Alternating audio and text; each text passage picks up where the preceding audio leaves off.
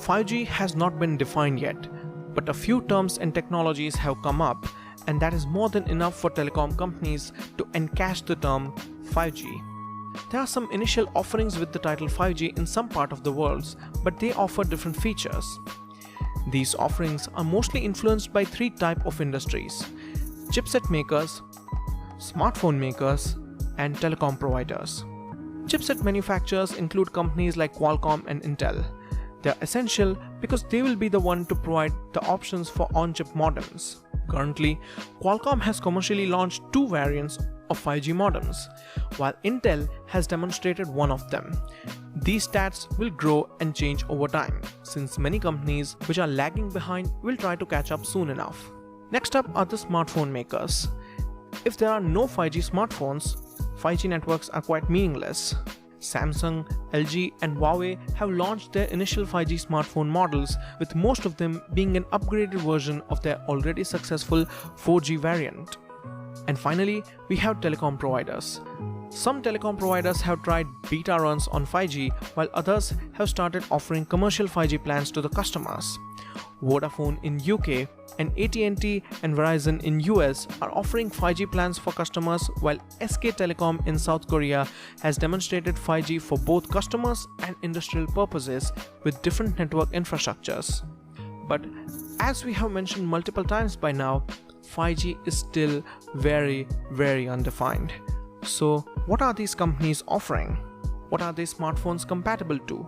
It turns out there's a vague but common ground between the current offerings. All of them are sticking to the NR or new radio features of 5GE. We have already seen the concept of new radio in theory. Now let's see how they have applied it in practice. Current new radio offerings are divided into two main categories: NSA, which stands for non-standalone networks, and SA, which stands for standalone networks. Non-standalone networks are much like traditional mobile networks, which operate on cellular towers. They use sub-6 GHz frequency, which are still much higher than what we have used with 4G, but lower than the millimeter waves. Multiple user speed tests at beta runs have noted peak speeds up to 2.5 Gbps, which is quite impressive to say the least.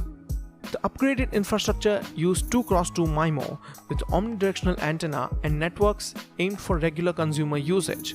All you need to do is upgrade your smartphone and data plan if such network options are available at your location.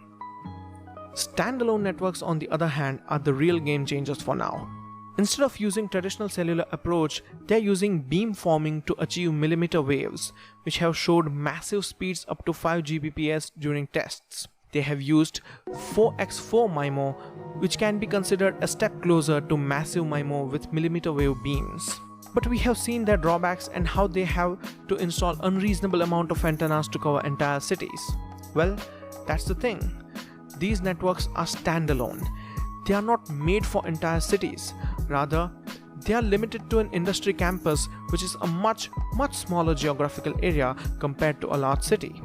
They can install dozens or even hundreds of antennas depending on the size of the campus, and such high bandwidth can be used to create smart automated industries with double IoT or industrial IoT. Such networks can enable drones, cameras, self-driven vehicles, and other infrastructure elements of industrial campus, and normal users have nothing to do with it. As far as compatibility goes, there are 4G phones which do not support 5GE, so they are out of question. There are 5GE supported phones which use 5G when available and switch back to 4G when 5G is out of range. There are also some exclusively 5G phones in the works, but they haven't been commercially launched yet. And to be honest, as long as 5G isn't stable, launching a 5G only phone is not a great idea. And since the industry has recognized it as the starting point of 5G rollout, it's important to take a look at true cheers and fears of the current 5G. They are short-term and they will change over time, but they are essential nonetheless. Starting off with cheers, current 5G is offering much better speed and responsiveness than 4G. It is also moving slowly towards industrial IoT, which has massive potential for being the next revolution. And lastly, we have much better latency control, which is very useful for accurate multitasking and for leveraging cloud computing with mobile apps. As for the fears, The current state of commercial 5G is even costlier than 4G, and if the trend goes on, it can be extremely costly with upcoming features. On top of that, many countries are slowing down the rollout by being reluctant to open up even the sub-6 GHz spectrum. If that wasn't enough, there are also SEP licensing issues with dramatic cases like Huawei ban. All of this can be fixed, but lastly, there's a broader issue. While these plans and offerings exist, there isn't a real reason to move to a 5G plan, which means buying a new smartphone and upgrading your data plan. The marketplace doesn't have apps or uses which can leverage this high speed and responsiveness. Of course, all of this is highly temporary. The fares will change, spectrums will open up, and new apps are likely to bring surprising features by 5G network stats.